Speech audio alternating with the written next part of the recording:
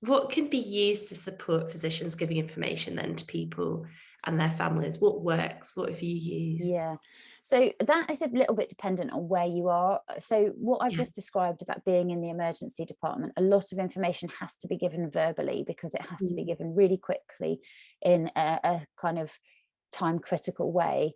And mm, although we do use leaflets and things, people will almost certainly not have time to read and process that information within the time frame that we need them to make decisions about what treatment they might or might not have.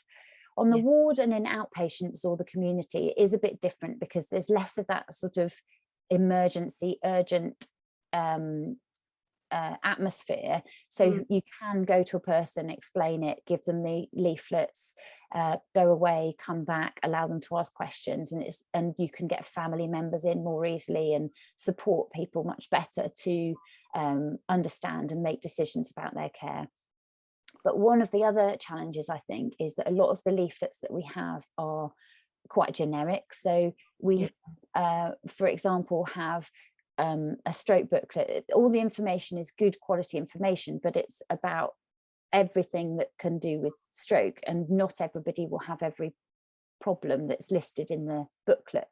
So sometimes it's quite difficult to personalize that information for the individual.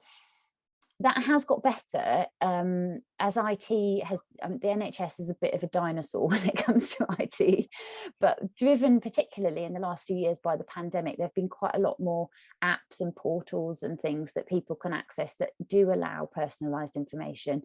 And actually, that's one of the reasons that I'm really excited to be involved with Pogo, because the Tailored Talks application that I help support with does allow that personalization of information that can then be shared directly with the person who's had a stroke, but also with their permission, it can be shared with their family, their next of kin, it can be shared with the clinical team, and everybody then knows what the person has been told in a very individualized way.